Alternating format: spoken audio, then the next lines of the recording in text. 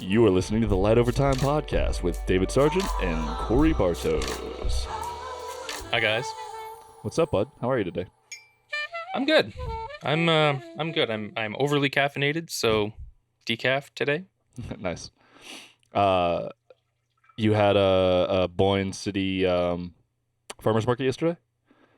I did. Yeah, it went really well actually. Nice. Yeah, I was fairly busy. I actually went out of town yesterday, but I saw that you sold out again, so that's pretty cool.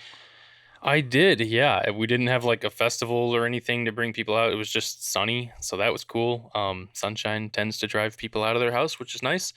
And yeah, I brought so last week when I sold out, I brought like 15 bags of coffee or something like that, which in the winter would be very hard to sell and has been. But we had that festival and I sold out, so that was cool. And then yesterday, I brought 18 bags of coffee and sold out without a festival. So great. People are recognizing the quality and liking the coffee and buying. That's great.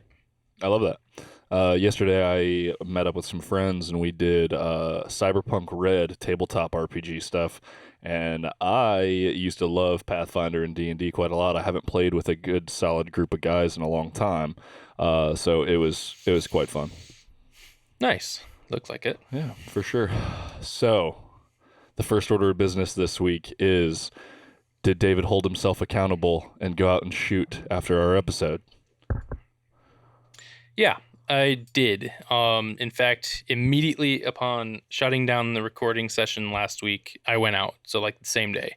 I was feeling pretty inspired, feeling pretty motivated. And in fact, it was before, well, we'll talk about that later.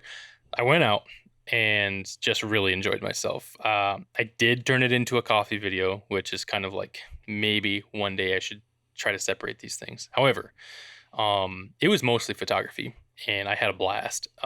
So late February, I can't remember if it was like the last day of February or first day of March, one of those two. It was icy, it was cold, but there was a lot of blue sky. And so I took the camera out. I put the 20 mil on the A7C. And I brought the 150 to 600, and I brought the 85 millimeter. Just had a lot of fun taking photos, landscape photography. I stayed out there for like 3 or 4 hours waiting for the sunset, looking at compositions, and just actually had a blast. It was a lot of fun, and made a coffee video. I made espresso out there, and it was one of the best shots of espresso I have ever tasted in my life. Yeah. It was crazy. So I had obviously watched the video. We spoke about it, but I did like how genuinely surprised you were. Where you, wow, that's really good. That was unexpected. I don't ever want to be someone who puts something on for the camera. I try to be true and genuine to basically everyone in my relationships, and that's something I want to convey in my videos too. It's like whatever happens, happens, and I want you to see that for what it is.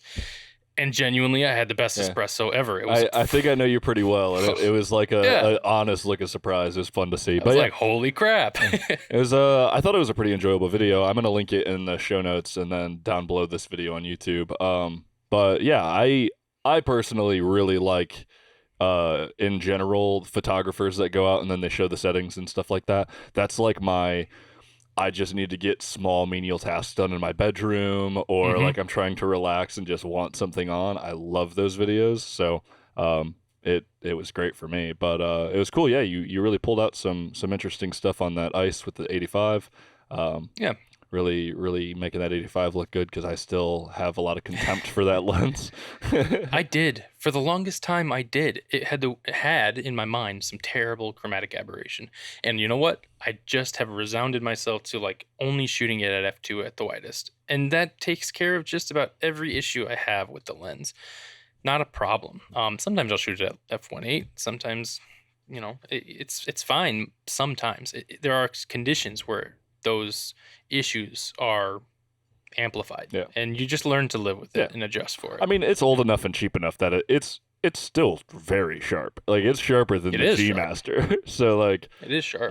Yeah, it's hella sharp. So I think I unreasonably don't like it, because I built contempt having it in my kit.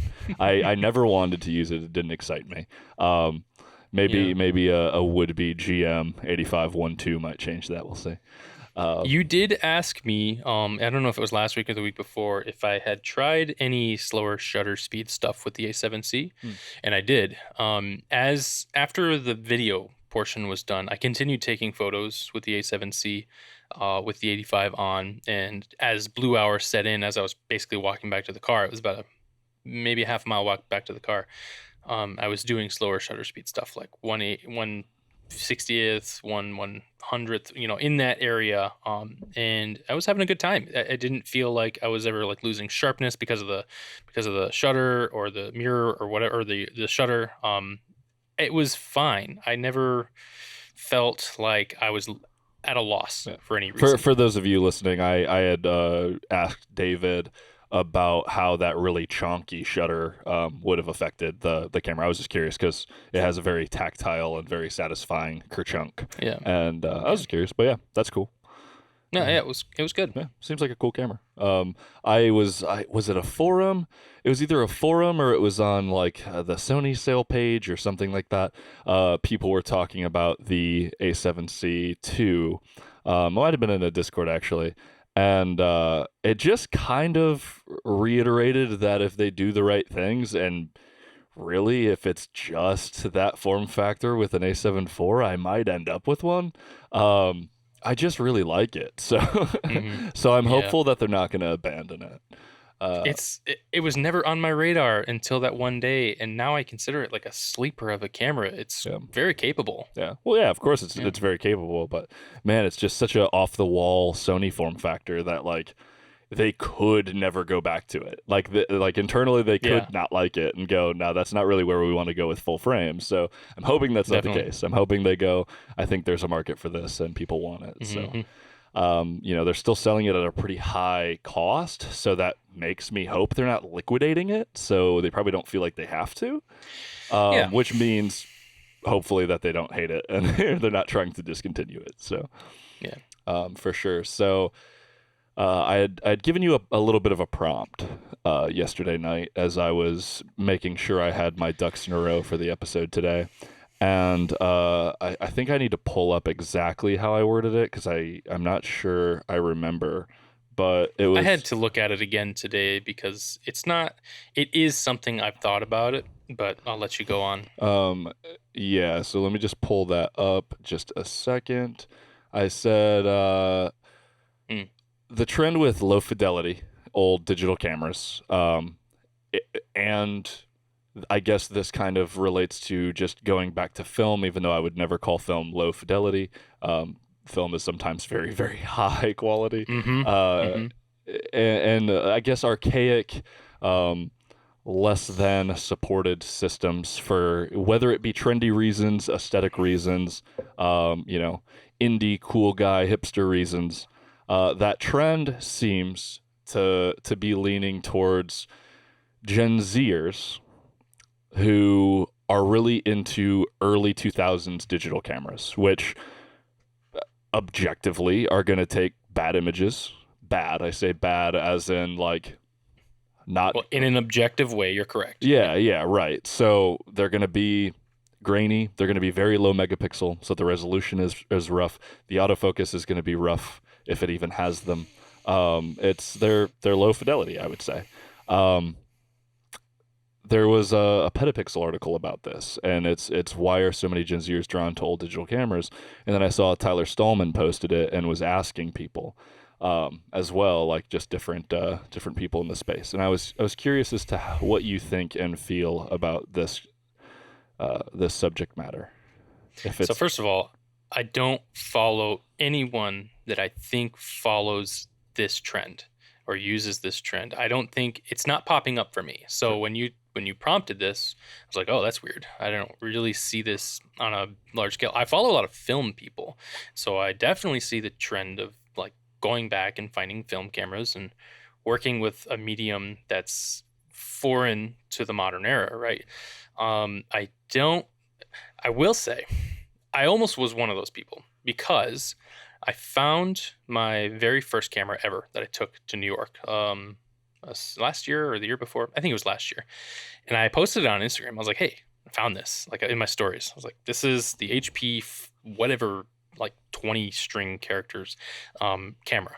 Flips out. I took it to New York. I was taking video and photos. This is what inspired me to become a photographer. The first thing I ever had in my hands.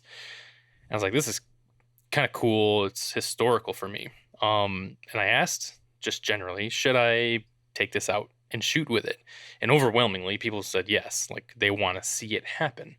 And I think what it comes down to is, can a good photographer make good work with any tool, right? And that includes like tools that are objectively worse than what we've been working with or what we can work with. And I was going to do it.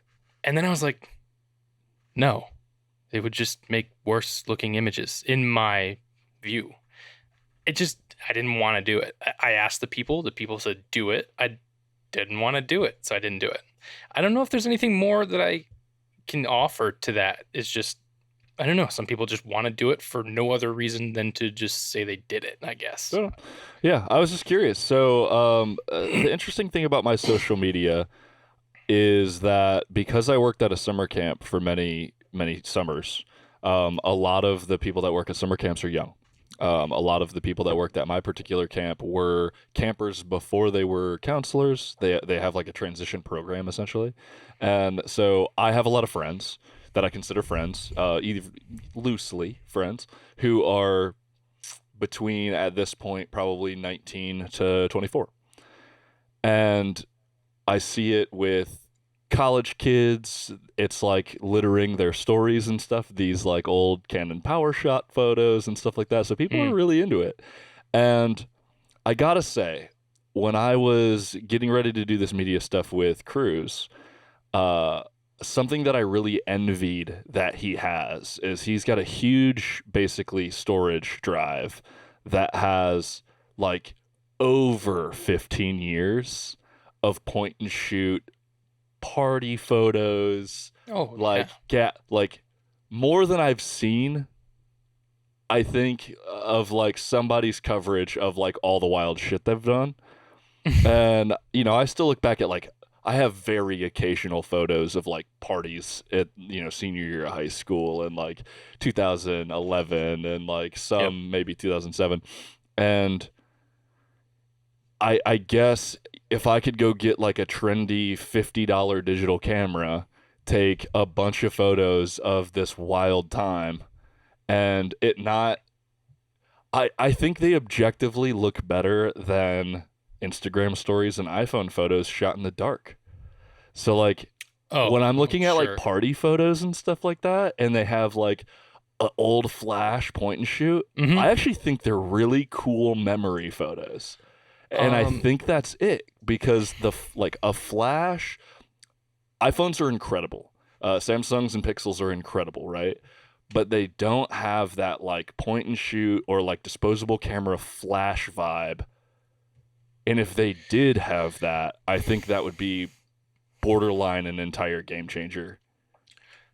Some of the highest paid, best earning wedding photographers right now are emulating that style, right? Which is insane to me. It's a huge style. It is actually sought after. Yeah. Can you make this look like the 2000s party? Yeah. I totally understand. On camera what you flash mean, and pointed directly at the crowd. Yeah.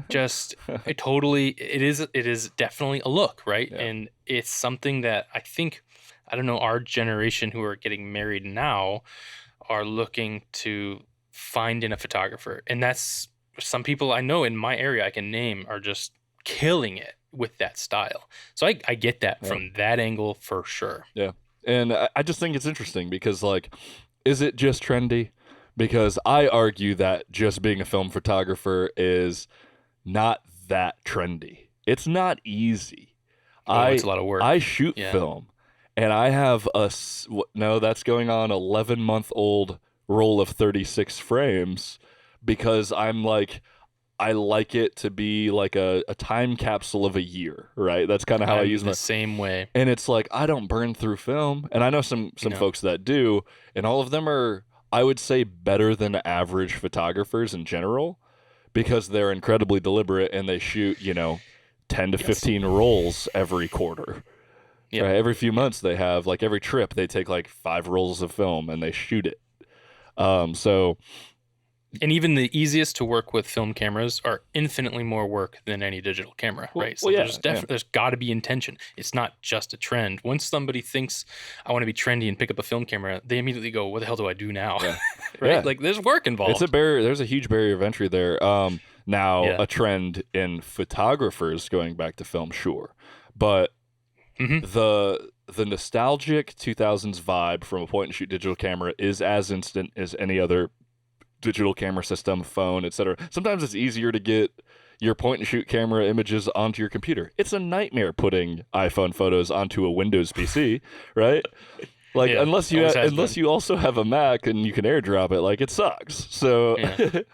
Yep. anyway, I find that really interesting that people are having the conversation, and I like that it's specifically Gen Zers are drawn to it because obviously these cameras are legitimately before they were like basically they don't have a memory of it. They don't have like a proper Yeah. so it's the interesting nostalgia, and it happens to every generation. Every generation takes something from their older brothers had it, or they remember their mom's hmm camera or whatever, whether it be music or their video camera or anything really, any kind of technology. I have a funny anecdote that is loosely related that happened today. I don't know if you saw my stories today on my photo account, but I posted some phone shots of some ice crystals on my car's windshield as I was rushing out of the house to go to the store to get some stuff for a thing I had today. Literally like took like 4 or 5 snaps, boom, boom, boom, boom, got in my car and went. I cannot tell you how many messages and like story reactions I've got from those photos with almost zero intention. I didn't mean to go out and get photos. I just saw this thing, grabbed shots and went. And like, I don't consider them like fine art. I don't consider it to be like super well intentioned. I was like, oh, this is cool. It's just so many people. Like, I've never gotten so many messages when I think I've posted like the greatest thing I've taken all year. It's weird, right? It's like, I don't know, intention sometimes just doesn't have anything to do with it. It happens to me every week. The harder I work, the Oh. harder I work on content for Jaegerworks, literally the less good it will do. And Yeah. my best performing photo, I think it was last week, I literally just put an optic on a pistol slide, and it was raining, but it was after it had been really cold, and I was welcoming the rain, and I literally just like opened the door and took this like quick 2 photos and posted it, Mhm. and I got almost 2,000 likes on it and actual comments and engagement, and I was like, oh my god, okay, cool, Mhm. sweet. Where like when I'm I trying, do feel like if I took out like the A7 IV with the new lens I have and went out to my windshield and took like well-intentioned shots, that I just wouldn't have gotten the messages. It just feels like that's the way it would have gone. yeah, and it's I'm trying to like game it is what I'm trying to do, right? Like I've been thinking about like what is my intention and how do I want to shoot? What am I trying to shoot? Sometimes the most planned, well-intentioned thing isn't telling the story you're trying to tell or the one people are trying to hear, right? So the assumption being made when I post something that somebody thinks is going to be cool has no basis. Yeah. It has absolutely no basis. I have to tell myself, why do I think someone's going to like this? This, in particular, like this is a really cool shot that I've never captured before. But is it actually that interesting of a shot? Mhm. Are there hundreds of these like that were posted in the same week? That's why I don't jump on like celestial events and stuff. Because the second I get a cool shot of like Jupiter and Venus or something, all of the people that are really good at astro are going to have these like petapixel headlined like images or whatever. And it's like, that's not to say don't do that if that's what you want to do. But I shouldn't assume that just because I went out there and I did the thing that people are going to find it interesting or compelling. And those numbers don't matter. I feel that in the deepest part of my soul. Having done astrophotography for so long, celestial events for sure, it's like, oh, the northern lights happened. When I take these images and I edit them tonight because I want to be timely, and I post them in the morning, it's going to be in a sea of all of the same exact viewpoints. Basically, you have to fight. You have to be so. You have to. Oh, generates interest in a different way. Yeah. Like, Well, yes, the Northern Lights are tell amazing. A story. You have to there tell a has to be story some, that captures people. Yeah, there has to be some component that makes it interesting. You have to be more than a photographer. Yeah. You've got to be like the best storyteller. Yeah. Or you have to be a really good photographer, because there's like people that capture the Northern Lights and like take really good images and they're pretty, and then there's those shots where you're like, I don't even know how he composited that 10 minutes ago and posted it, because like it's 11:42 right now and that was taken at like 10:46. Right. And you're like, well, that was the most incredible shot I've seen in the last like 6 months. Wow, damn. So some people can really just put you to shame with no effort. It's Well, and it's not no effort, right? It's 40,000 hours or whatever some of these professionals have done, which is why it's hard to deal with sometimes. So I've been trying to balance my expectation for what I'm posting and really being honest with myself. Like, okay, sometimes I'm just posting because I have to start priming engagement. So I need to get the ball rolling. I just need to have some posts going, right? And then sometimes I'm like, okay, now I really hope that people see this, because I need to ask a question and I need the engagement. I'm trying to get, marketing resources. What do? How do I make that more interesting? Unfortunately, in my field, a lot of the time it's to do something that's really divisive, and that, like, without getting too into it, doing something that's really unconventional that people would be like, why would you even do that? That's dumb. Is like the best way for me to get people to truly engage with a question sometimes. And so it's getting to the point where I'm like, oh, I actually kind of have to meme with our general audience, because they're kind of here to shitpost.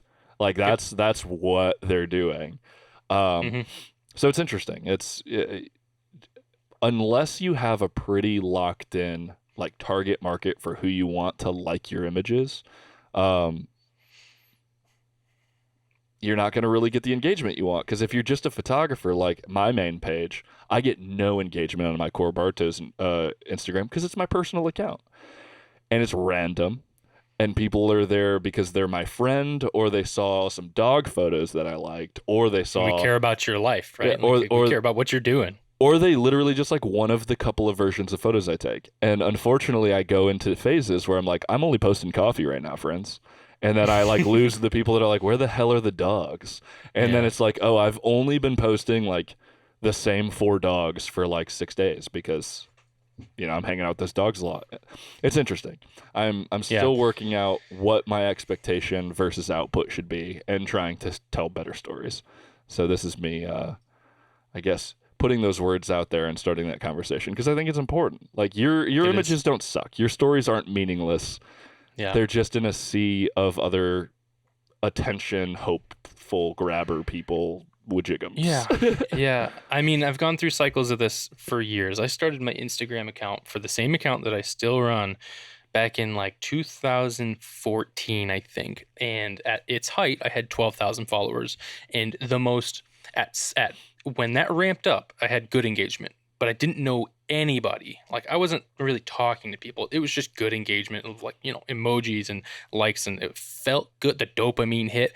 And then all of a sudden, just no engagement, like less than 1% of what I had as followers were actually engaging. And it hurt. It's like, what is wrong with me? Like, what is happening? Eventually I torched the account. Like, it's the same account, but I used an app to like burn every follower that was not engaging down to 500. And I've built back up to like 1,200 something followers. And it means nothing to me, the numbers, but the relationships that I have built back into that account are invaluable. They are the community that I need the most, because I talk to these people and they talk to me. They message me and go, hey, I love that shot you took. How did you do this? How did you do that? One conversation like that is worth the post. Yeah. You know what I mean? Yeah. Well, and it's important to remember, if your end goal isn't to be an influencer, which it shouldn't be for a lot of people. You either are running a business where you want a very particular type of like photography business, maybe, if it is a creative business. If you're running a creative business with photo video, and you're not getting the engagement you want, then that's a marketing issue. That's a target market that you need to find, and you need to push. You need to probably niche down is what you need to do, and actually go for, this is what I do. Somebody who does that really well is like Cassidy Lynn. She's a wedding photographer from Grand Rapids, Michigan. She's like 24 and has almost 30,000 followers. and just absolutely crushes, because she focuses so strongly on exactly how she wants to market the photo stuff that she does. She does a really good job at it. And for that alone, I follow it because it's a really good example of this page has like a little bit of my life because that's part of my brand, but it's like Yeah. so hyper focused on what its goal is. So like if you have an account like mine where it's kind of just random, I get jobs through my account. And that's mainly actually technically through word of mouth. So to think that it's because my Instagram account is lying to myself, because it's actually Hmm. somebody saying this is Korey and he takes these images, you should reach out to him on Instagram because that's where I prefer to be reached out to. So Yep. I'm not trying to be an influencer. That's not my goal with my account. My goal is to show people that these are the types of things I like to shoot and you can hire me for that. So because you're not getting TikTok girl numbers doesn't mean that you're unsuccessful, you'll never make it, and your business won't do well. It's just a different value. And Hmm. those people, if they're just like, trying to be influencers and get products and do reviews or whatever the heck, their likes and stuff are valued at a different degree than your likes. It's not Hmm. it's not the same stuff. It's very different, and I just need people that want to understand that Yeah. like I'm going to keep saying it and we'll have the conversation forever until this podcast withers into dust, but like you you can't look at numbers if you like creating. Period. Yeah. It can hurt. It can really feel bad Yeah. sometimes. And when you're talking about the difference between making art and the things you love, crafting something because you just love to do it, versus monetizing the metrics, it's a totally different approach. You have to feel a different way about it. Yeah. It's wild, but sometimes that's why you got to bust out that low effort stuff, and Yep. and it feels good, which is where we got onto that whole diatribe. But I wanted to take that to lead it into, you had mentioned to me using Imaging Edge or Image Edge or whatever the heck Sony's not very great software is, Yeah. to transfer video in RAW, Yep. and I'm stupid, so I was only ever using it as a remote, right? And I don't know.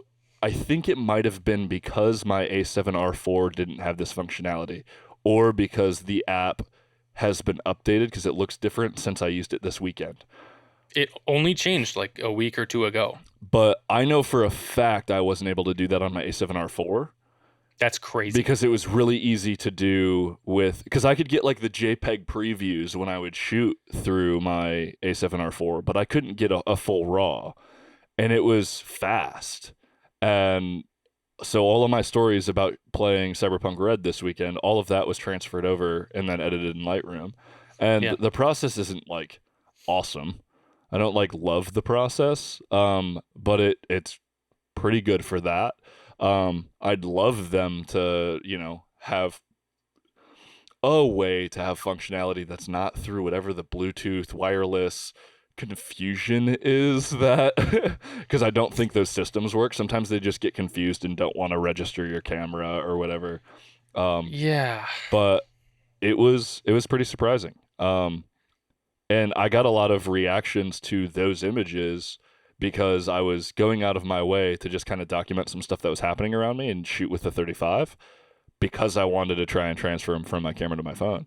Um, Yeah. but they were my more engaged stories in the last like 2 weeks, right? Um, Yeah. and I Sure. I was just kind of happy, just doing the thing. Hmm. I think it was 2021 that I bought the A7 III and read up on that, and it worked very well.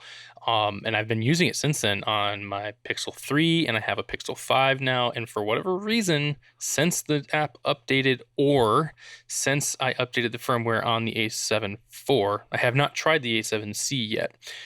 I have tried numerous times to connect my Pixel 5 to the A7 IV. The camera thinks it connects, and the phone just doesn't. It says error, could not connect, or something like that. And no matter what I try differently, it won't. It won't do it with any of the other methods that the camera allows either. So I'm not sure. Something broke between the two things. But yes, it was an awesome way. Not intuitive, not super super fast, not super intuitive, but a good way to get RAWs to your phone, because otherwise there basically is no good way Yeah. at all. Yeah, I was surprised, and like I said, maybe it's just because like it was easier to find now that the app was different. But the Maybe. old Image Edge app, I was looking at that. There was a secondary app where you could set up like FTP Yeah, and that's different. transfer that way, and I never got that to work. Right. But yeah, as far as I The know, reviews for that app are horrible. Most people can't get it to oh work. yeah, it's in like some of the Sony ambassador guys, or maybe not they're maybe not Sony alpha shooters, but maybe they're like just that's their whole channel. They said that they use it, and I just like I don't know about that because I Hmm. tried like heck for a long time. But I don't recall ever being able to easily like choose to send my RAWs over, and so that was interesting. I'd love that to get more support, even though I know it's probably going to go to this stupid cloud thing now, and Yeah, I whatever hate the this is. cloud, and it's going to make me very, very angry. But I'll probably end up using it because it sounds good. I won't use it for storage, but I'll probably use it to transfer. Um, which is annoying. But I have to assume it's going to be kind of redundant. It's going to basically be what it does now, except it puts it on a server, which I don't love. I want it to go right to my phone. Based on what we have now, which is it's the only thing we have, I'm not super optimistic that this is going to be any better than what we do currently have. But if they put it out and it, if I can get my phone to connect again, I'll be happy because I did use Imaging Edge. The one thing I hate about Imaging Edge is that once I disconnect from the camera, unless I actually stop the service in my phone, the app wants to always continue searching for a camera. I cannot kill the app unless I actually go into the services and actually kill the service. It's so annoying. So, yeah, I don't know. All praise iOS development because it happens first usually, which, Blah. which is awesome. um, anyway, so that was main topics I had for this week. I do have some interesting, fun uh, links to rumors and some news. The first Let's hear this it. week being Nikon is considering making a full frame ZFC. Okay, I'm in. And so my assumption is because correlation always means causation. Uh, Nikon listens to the Light Over Time podcast. So Nikon, They must. my title of my last episode was Nikon, come on, you can do this. We believe in you, I think is how I Yeah, titled yeah, it. yeah. So I think they like us. They're friends of the show. They're not friends of the show. And I'm not a Nikon shooter. But I do wish them well and want them to succeed. And I said, I think this is a brilliant move because when I think Nikon in my head, it is the what is it, F3 or FM3 or whatever the big stupid film camera is that's in The Lost World of Jurassic Park. That is what I think of Nikon. So Yeah. like that's what they should do is make a really cool Yes. like photography slick ass full frame camera because Fujifilm won't right now. Between that and the Z8, they are primed for a serious comeback. And I can't wait to see it. I'm not a Nikon shooter anymore. I have no Nikon gear. But I want to see them succeed because competition in the market is always good. Yeah. If somebody else is doing well, it's going to incentivize whoever you're shooting with, that company, to start spooling up something interesting, right? They Yeah. gotta do something. We talked about this before. I would love to see a revival of the DF style, and we're in mirrorless now. Like they have this retro style going on. The DF in a DSLR timeline was just insane, and I don't know. Everyone who bought it loved it. It wasn't the best performer, but damn it, you looked good carrying it around, right? Like, and it had a lot. It had the D4S sensor in it, I think, which was one of the best sensors that Nikon had ever created for the DSLR system. It was amazing, right? It just wasn't very fast, I think, was one of the bigger issues. If they can bring that kind of vibe back through a full frame ZFC, I think they're going to kill it. If they can bring a huge performer in the Z8, I think they're going to set themselves up for a lot of success very soon. Yeah, I completely agree. And this show is looking for sponsors, so I'm totally fine to become Nikon, I'll shoot Nikon again. I'm telling you. Yeah, no, but I'm with you. I remember my buddy Evan who shoots like drift cars and stuff down in Alabama. He has Nikon still. He's still using his DSLR, and he was super into the DF. So when the ZFC came out, he was mad stoked until he read that it was APS-C. So Yeah. like he was like, well, I mean, I guess, but like for him, he's a D750 shooter. He was like, if I'm gonna like spend more money though, like I want to upgrade now. Like I'm It's got to ready to. perform. I'm ready to go full frame. Was his deal. That too. Yeah. And he was like, I don't really. It doesn't feel like the D750 is a pretty stellar camera. So like the ZFC not being like a super elite camera is not really an upgrade from the D750. Right. It's just mirrorless. Like that's this. So Right. Really, there's some drawbacks. Is that it's going to be a smaller body and that it's going to have bad battery life compared to his D750. So if we if we step back in time a little bit, what we were looking at with Nikon's crop cameras were the D7000 series being the prosumer end, and the culmination of that being the D500 at the end of the DSLR era. I own the D500, and I own the D5300, and I own the D3200s, and nothing compared to the D500 for crop cameras. It was super fast, being a 20 megapixel sensor, and it had a very capable processor to make sure that there was basically an endless buffer in that camera. The autofocus was quite good, not what we have now with the higher end mirrorless cameras, but for the time, it was a very impressive camera, and I bought it at launch because I was very impressed and excited. And we did have the D750, I think, recently released before the D500, if my memory serves correct, and I was super into that, and I know people who still just love the D750, and they're workhorses, and they dual wield them for weddings. Like they're great. Didn't they they're update probably it too? Isn't there a D780 or something like that? There is a D780, which is like this weird mirrorless hybrid-ish thing. I have to refresh my memory on exactly what that's about, but there is a D780. I thought it was just an updated 750. But I could it is, but I think it's got like an EVF or something. It's different. It's something weird. It's some form of hybrid. I love that. But people love the D750, and I don't think the D780 made a big splash because they made the D750 pretty dang good for being at the end of that mirrorless era. That wasn't quite a D850, and that certainly wasn't a D5 or D6, but they were good. Even though they had some recalls, they had some like manufacturing issues, but they worked them out, and that camera was great. The D500, being a crop sensor camera, performed, but that's about all you had. The D7000 cameras were good consumer cameras, just like the D5000 series was, but they weren't professional. They just weren't. So it would be great, to see the ZFC get something full frame that performed, to see the Z8 really, really perform. Nikon needs it. Yeah, for sure. I agree, and I hope to see it happen. Like I said, I'm eagerly awaiting the Z8, and hopefully some good lens drops. And I really, like I said, I hope those Sigma Art Series lenses come to the Z mount soon, because once that happens, it's gonna change a lot of things. Yeah, it'll open up. But I mean, with what they said about only allowing complementary lenses, it's going to be very interesting to see what actually does get allowed on that system. Yeah, we'll see what happens. They'll need money soon.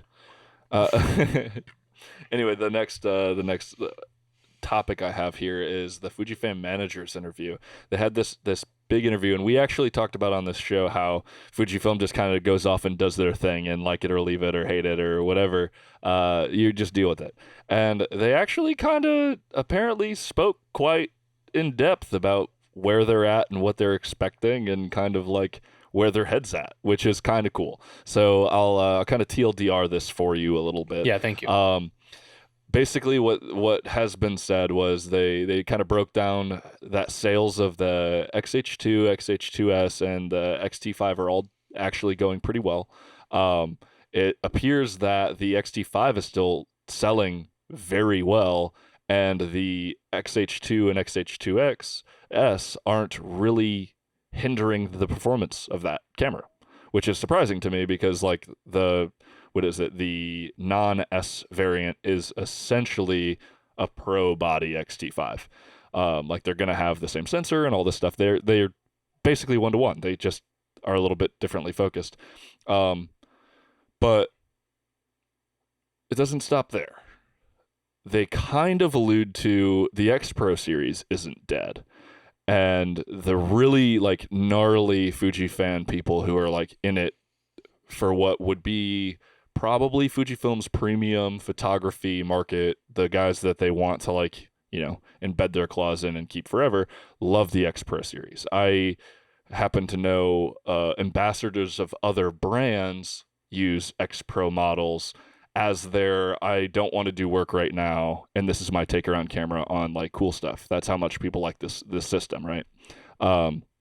I think Garrett Short Stash being one of them recently. He's a legit Canon ambassador, and he was like, "This is what I have when I don't take my R5 with me," and it was an X Pro 3 with I think their 35 mil 1.4, and that was really surprising to me because I didn't know that you could do that as an ambassador. Maybe he had that worked out that he gets to do whatever he wants if he wants to shoot Leica or Fuji, as long as it's not a full frame. I bet is probably how that works. Anyway, it was interesting because I thought he was, doing a thing. But what I also like about it is that, especially for the X Pro, which is a very special device, for his successor, it has to make sense and really benefit users. Once these conditions are met, we will be able to launch a new X Pro device, is a quote from the TLDR of this on Fuji Rumors. And I like that mentality. I like that they're not in a rush to push out a camera for that. Yeah. And they said, we want to keep that system for X Pro users. We're going to make them a camera that benefits them, or we're not gonna. The X Pro 3 is still perfectly fine, and there's nothing wrong with it. It ain't going nowhere. That makes me feel confident that they're in a good financial position to hold on and not try to annualize releases and try to just, generate income. I mean, they're schlepping freaking X100Vs like they're the hottest thing on the market. So that's actually the next thing is the X100V demand, because it's huge with like Gen Z influencers and TikTokers and things. And honestly, almost every photography YouTuber made a video about it in the last 6 months. That's true. It's they're trying to increase production capacity to meet demand. They said even if they stopped production, it would still take them 2 to 3 months to catch up on the demand for the X100V. No new factories are planned, but they are trying to make changes to make sure that they can try to reduce shortages and produce that camera. So that's wild to me. So do you think this is a new mentality shift then? Do you think they're just going to take a new position on how to develop going forward from basically this interview going forward? Or well, I think shortly. I don't know that necessarily it's about them. What's interesting to me rather is that I kind of alluded to my confusion in what they do when they kind of scatterblasted it was like 6 different camera bodies in like the mid-range. When the X200, the XT30 Mark II, which they don't really do Mark IIs in that way. It would be like the XT40, right? They did all this stuff, and now it's like, okay, X Pro's coming. We have the XT. We have the XH. We have this X100. We'll see what they do with their more consumer line of stuff. But they're like, we have our people, we have our market, and these are where we're going to place our, our money, our values, where we're going to move forward. And, it's interesting because, again, I could be ignorant to the fact that they might do these, but they haven't in a while been this forthcoming with this much information, right? So it is pretty interesting.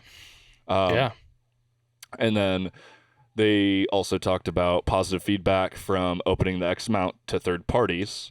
So it sounds like more of these are going to happen. And it sounds like it didn't negatively affect X mount sales, that those are actually increasing. So it looks like X shooters usually have 2 to 2.5 lenses per camera, and GFX shooters have at least 3 lenses per camera, is kind of like what their data is telling them, which means if they open up their third-party lenses and I get in on a cheaper lens, I'm probably moving to nicer lenses, kind of filling out my role. Like, I want one of these lenses over here, but I don't need the Fuji because I just want like a cheap one. But I'm going to put all my eggs into like my 23 mil 1.4 or my 35 1.4, right?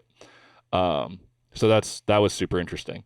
I also found it interesting. It just proves the concept of easier access, right? Yeah. Give people easier access to the system, and they're going to grow within it. Yeah. Let me use this camera cheaper. I'll want better glass. Yeah. So that's fun. And then they talked a little bit about the 5th generation of GFX, which I probably flirt more with going to a GFX, if I choose to go Fuji ever again, than I do going back to their X system. Um, the XE4 is an incredible camera, but unless I go to an XH series where I actually have a full meaty body, I cannot assume that I'll do otherwise. I'm happy with the size of a Sony, but they're talking about they can't mention their plans, but it sounds like they're looking to really push the envelope here, which means processors supporting AI and deep learning and implementing a sportier GFX camera, which having a faster camera is pretty gnarly. So I guess because there was so much use of the GFX 100S during the Tokyo Olympics, that's kind of piqued that interest. So if I don't know if you're familiar with the 100 megapixel ones, they had the big one, the big like 1D Yeah. style, but not that long ago they made a smaller 100 megapixel, and 12 people really loved it. And the 12 people that could afford it, there was probably 24 people that got a review sample and really loved it, but was like, I could never afford that. Yeah. Yeah. Just a little shade there. But yeah, so I didn't know that was being used at the Tokyo Olympics. It makes sense and is really cool because, Yeah. man, I would shoot 100 megapixels at the Olympics. That's sick. And they Yeah. actually have really good long lens support. I don't know how much you know about their long telephoto white glass, but that plus like some pretty baller high speed APS-C sensors. The Fujifilm stuff's actually really sick for sports and wildlife in general. Yeah. Yeah. So anyway, all just like pretty wild stuff. I'm happy to hear they're moving pretty heartily with their R&D team and the future of Fujifilm. Again, I like when companies are crushing it because I'm a filthy nerd. For sure. But yeah, I think the last article I had was from Petapixel, and I didn't even notice this, and I feel like this is something I would have noticed. They refreshed a second time their 12 to 35 mm f2.8, which is their 24 to 70. Who's they? Sorry, Panasonic. Didn't say that. Panasonic, their Micro Four Thirds 12 to 35 f2.8. They refreshed it in like December. And so it was a Lumix GX Vario 12 to 35 f2.8 2. That was the one that they moved to, but it's a Leica DG Vario Elmarit, which is they have a few lenses with Leica like this that are like their higher end, really nice lenses. So if I'm gathering this correctly, this is like better in every way and mad sharp. There's a video I didn't watch yet, but I am curious because I had stated about Sigma basically bailing on Micro Four Thirds that they probably know something I don't. But this kind of suggests that maybe they're going to bring phase detection to Micro Four Thirds. And my question to myself, and I guess if anybody else has moved away from Micro Four Thirds and still misses it occasionally like I do, I'm trying to wonder if I would care about a Micro Four Thirds camera with phase detect because the limitation it had meant I was okay adapting better glass with a speed booster to negate the effects of it being a small sensor whilst having the incredible video capabilities that the small sensor could give you. So because I had the 0.64 X crop, like my Canon lenses on there were actually wider than APS-C with that speed booster, right? So I'm not actually at any sort of disadvantage as far as video goes when I'm using like a Sigma 18 to 35 on a speed booster like that. You know what I mean? Yep. So would I ever care, or would I just get a Panasonic S5 II? Because I imagine a GH7 is still going to be an $1,800 or $2,000 camera, right? Yeah, I think we're gonna have to give this one some time because this is like their entry into phase detect, right? Like they're gonna have to put some work in. They're gonna have to prove themselves, and if that ever does happen, it's gonna be a while. So I think we're going to see advances in the systems we're currently in to the point where are they even gonna be able to catch up at this point? Well, the S5 II is pretty solid from what I've watched. It's definitely not Sony level yet, but Right. I would probably be confident using it based off of what All I right. saw. It's markedly better than just using contrast, and Yeah. yeah, it's really interesting to me because like then my brain goes, well, why in the hell would I use a GH7? And I was like, well, what if it's a 6K sensor with like no rolling shutter because it's micro four thirds, and I'm getting like 6K 120 or something stupid because that's why like the GH5 was sick, was it was doing, no crop 4K 60 before kind of anybody else was and stuff like that. Um, if they really start to push the processor and the features again, like maybe there's a version of this life where Micro Four Thirds is revitalized in the video space. The photo space is still kind of a wash. I like Micro Four Thirds photography. It's great for landscape and stuff like that. Like there's enough detail in those sensors that it's good.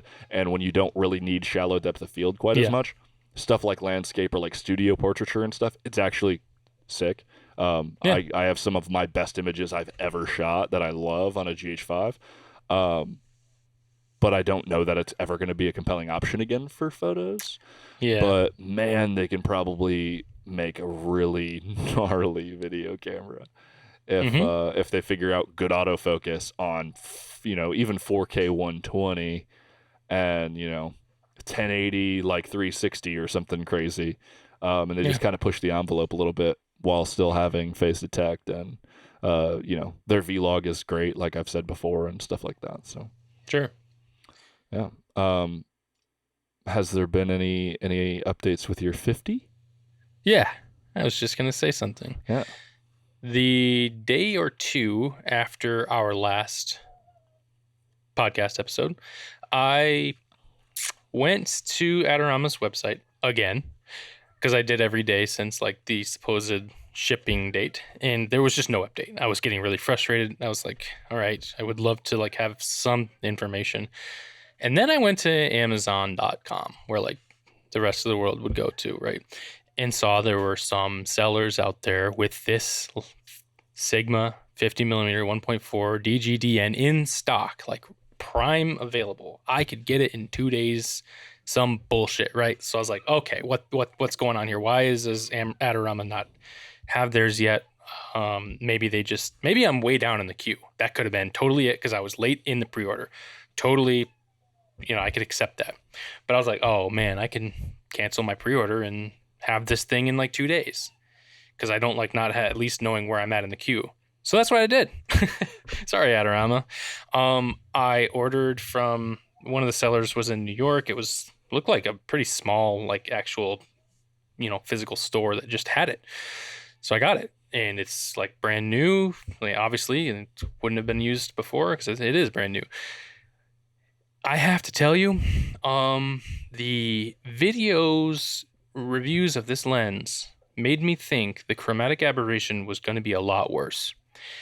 The files that I'm pulling off of this, not only are they sharp, but the CA is so minimal compared to something like the 8518, and I even think it is better than the HSM version on Nikon from memory. I would have to go back to some images to compare.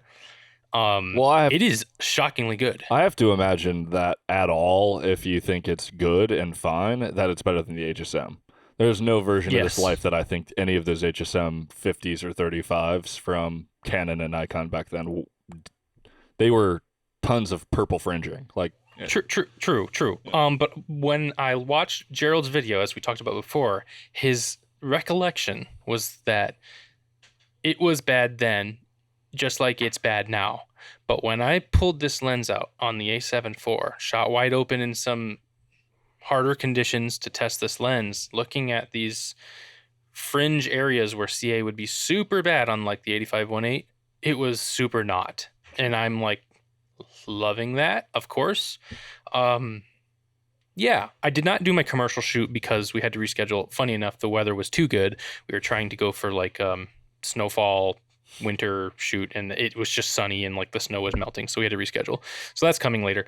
So I just did a lot of coffee shoots in the house, but I did take it outside to do some like sunlight, backlit, hard stuff against the trees and leaves and ice and areas where tons of CA would be present. in other lenses where that's bad. It just was not that bad at all. Like, just automatic CA correction in Lightroom fixed it entirely, which cannot be done on the 85-1.8 FE. It needs, that lens needs a lot of correction manually. The Sigma is very well controlled and better than I ever remembered on the HSM. Surely they're not going to be the same. But Gerald's video made it seem to me that it would be pretty bad, like noticeable, and it just wasn't. It was so controlled.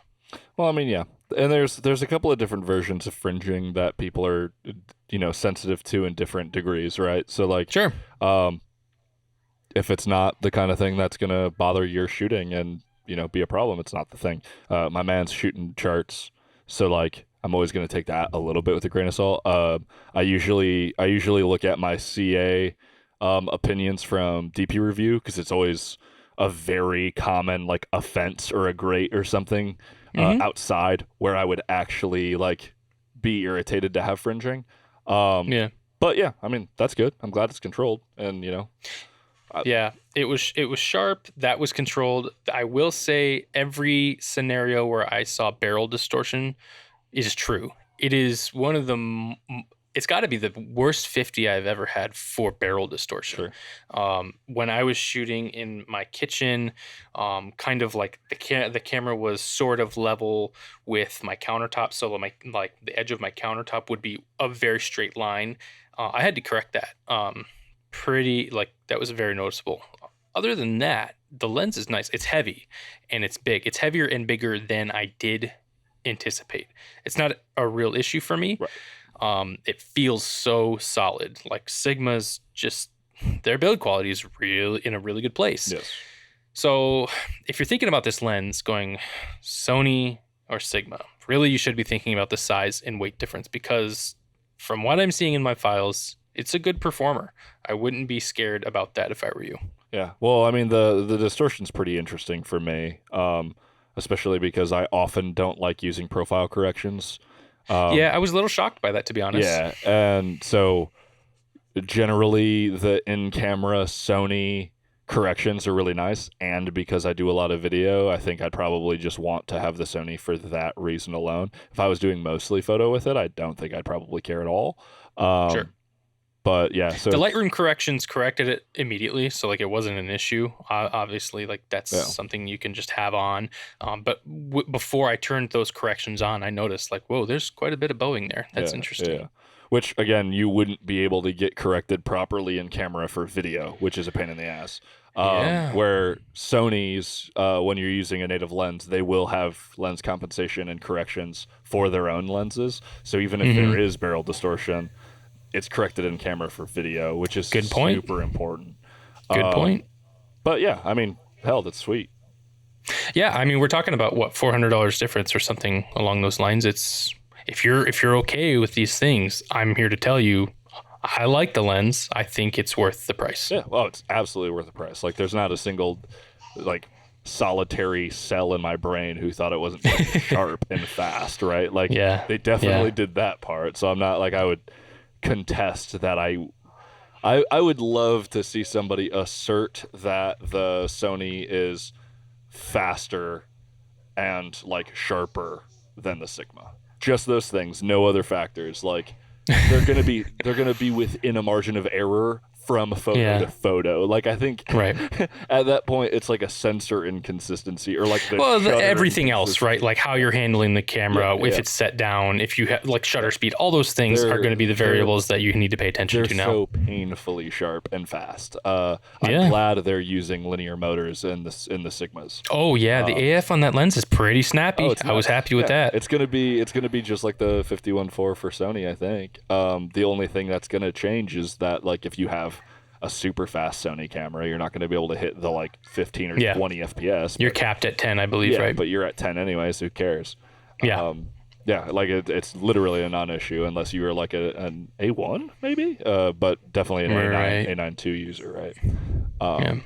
Which again, if you're running a $5,000, $6,000 camera or one of the $4,000 bodies, it's probably not a big deal to just get a G Master. So you're not running Sigmas, right? Yeah.